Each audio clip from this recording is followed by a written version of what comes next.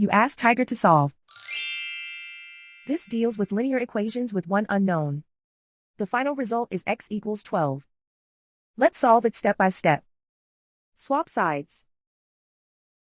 Group all constants on the right side of the equation. Subtract 15 from both sides. Simplify the arithmetic.